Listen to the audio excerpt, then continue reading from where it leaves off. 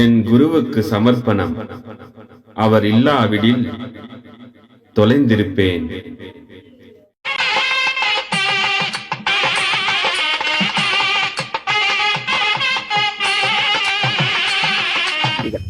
என்னன்னா சைவத்துல முழுமையா தோற்றம் அற்றது ஒண்ணு. ரெண்டாவது ஆதியில இருந்தது பழசு எது அது தேடி போய்கிட்டே இருந்தாங்க. ஒவ்வொன்றா போனாங்க. கல்லா, மண்ணா, இந்த உலகமா, இல்லை உடலா, இந்த உயிரா, மனமா, இதெல்லாம் எங்கேருந்து வருது என்னன்னு தேடி தேடி தேடி தேடி கடைசியா போயிட்டு பதின்ற இறைவன் இருந்தாரு.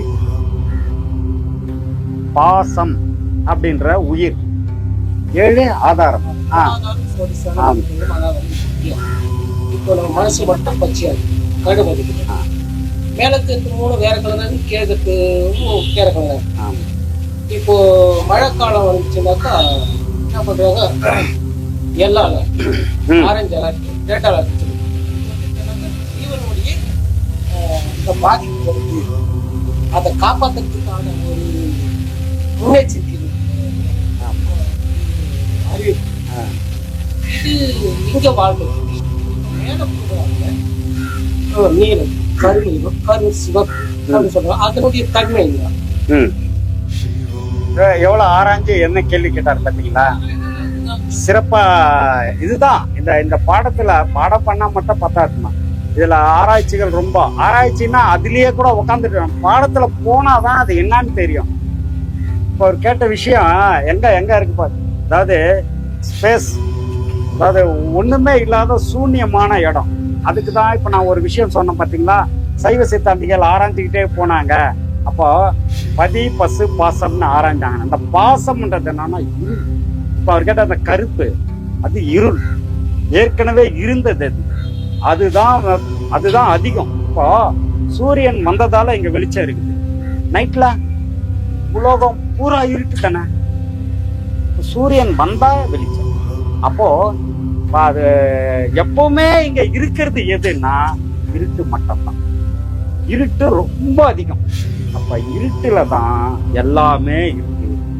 ஸ்பேஸ்ன்றது இருட்டுல இருக்கு. இருட்டு தான் பெரிய அளவுல இருக்கு. அதுதான் தோற்றம் இல்லாதது, எப்பவும் இருக்கிறது. அதுதான் நமக்கு மேல இருக்குது சகஸ்ராரம். அதுல இருந்து கொஞ்சம் ஒரு ஸ்டெப் உள்ள இறங்குனா ஸ்பேஸ், இருட்டுல இருந்து ஸ்பேஸ். அதனாலதான் சனி கிரகம் எங்க இருக்கான்? சனிக்கு கருப்பு.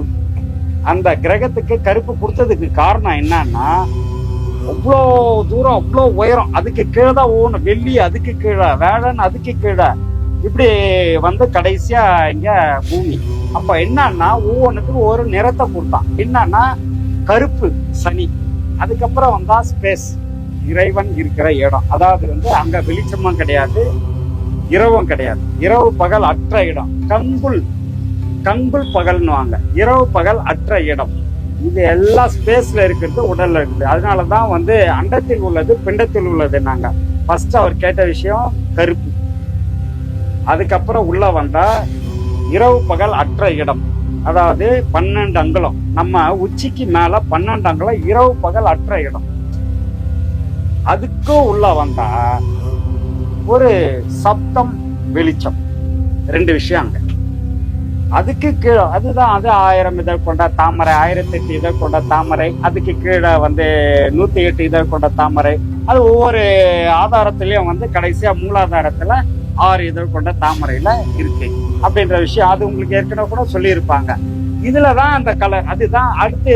இப்போ வெள்ளி வந்ததுன்னா ஒரே வெளிச்சம் தான். இதே ஒரே வெளிச்சம்ன்றது எதுன்னா அம்மன், இந்த பூமியை இயக்கக்கூடியது. வெளிச்சம் மட்டும் இங்க இந்த பூமியை இயக்க. தாய் எப்படி இருக்காங்க? வெளிச்சமா இருக்காங்க. சிவம் எப்படி இருக்குன்னா சப்தமா இருக்கு. ஒளியும் ஓசையும் சேர்ந்த சிவம் சக்தி. அப்போ இங்க அதுக்கு அடுத்து வெள்ளிக்கு வரும்போது வெளிச்சம் தான். காலையில வெள்ளியை பாக்குறவங்களுக்கு தெரியும் எவ்வளவு வெளிச்சம் இருக்கும் அதுன்றது. வெள்ளி வெளிச்சம் தானே. அதுதான் அம்பாள். அடுத்த ஸ்டெப்பு சனி. அடுத்தது வெட்ட வெளின்னா உங்களுக்கு வெளிச்சமும் இல்லை, இரவும் கிடையாது. அங்க அப்படி இருக்கும். அதுக்கு அடுத்து வந்ததுன்னா வெளிச்சம் தான், முழுமையான வெளிச்சம். அதுக்கப்புறம் வரும்போது இது 2ம் கலந்தது. சப்தம், ஓசை எல்லாமே அதுல. வெளிச்சம், ஓசை, சூடு எல்லாமே வரும். அதுக்கு கீழே வரும்போது காற்று மண்டலம், இப்படி ஒரு மண்டலங்களா மாறி கிடையாது. இது அப்படியே அந்த 7 ஆதாரங்களா நம்ம உடலுக்குள்ள சக்கரங்களா இயங்கி அதை இயக்கத்துக்கு கொண்டு வர்றதுதான் இப்ப அந்த பாடம். நம்ம ஒரு குருமார்களாம் வந்து அதை இயக்கத்துக்கு கொண்டு ஆல்ரெடி இயங்கிக்கிட்டு இருக்கு. இப்ப மூச்சு கூட நம்ம யாராவது இயக்கிக்கிட்டா இருக்கிறோம், அது ஏற்கனவே இயங்கிக்கிட்டு இருக்குது.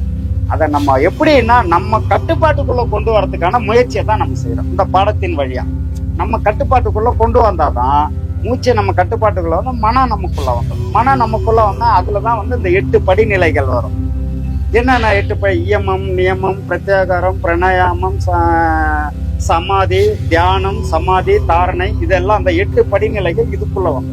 அப்ப அந்த 8 படிநிலைகள்ல அனிமா, லகிமா, கரிமா, காப்டி, இப்படி அந்த உடல்களை வந்து சாதாரண நிலைக்கு கொண்டு வர்றது. இந்த அணுவை விட சின்னதாகவும் உடலை கொண்டு வந்துடலாம். இந்த பெரிய விஸ்வரூபம் பாக்குறீங்களா, இறைவனோட விஸ்வரூபம், அந்த மாதிரியும் உடலை கொண்டு போகலாம். அதுக்கெல்லாம் இந்த 8 படிநிலைகள். இதெல்லாம் வந்து நமக்கு முன்னாடியே நம்ம முன்னோர்கள் இதெல்லாம் செய்து நமக்கு காமிச்சிட்டாங்க. இதையெல்லாம் நீங்க அடையணும்னா இதுக்குள்ள வாப்பாங்க.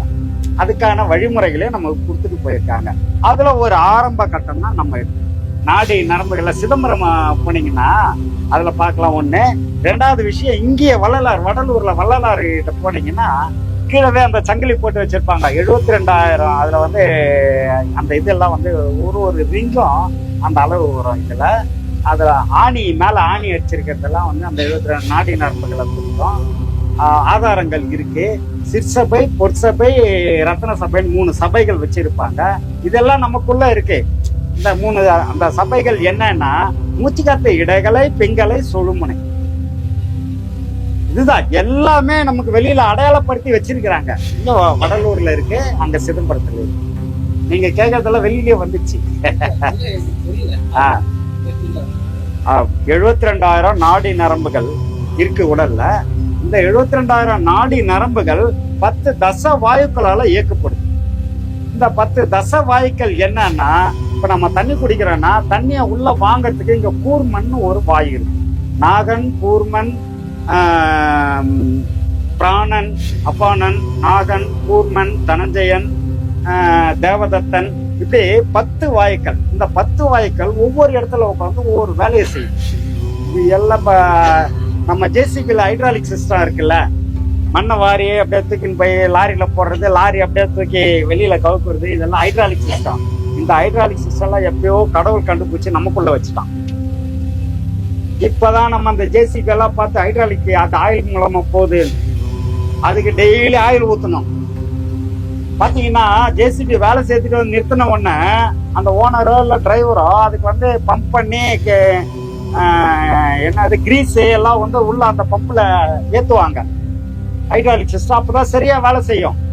ஆனா இதுக்கு யார் ஏத்துறாங்க? இது எப்போ ஜேசிபி மாதிரி ஹைட்ராலிக் சிஸ்டம் வேலை செய்து இன்னும் இருக்குது. அவன் கண்டுபிடிப்பு அவன் வந்து எல்லாத்தையும் பண்ணி டெய்லி கிரீஸ் ஆயில் போடுற எல்லாத்தையும் செக் பண்ணிட்டு இருக்கிறான். அந்த அளவுக்கு வேலை வெட்டியே இல்லை. நம்மள போய் செக் பண்ணின்னு இருக்கிறோம். ஆனா அந்த ஆள் செக் பண்ணலன்னா எல்லாம் முடைக்கும், நீட்ட முடியாது, மடக்க முடியாது, முட்டி வலி, குட்டி வலின்னா.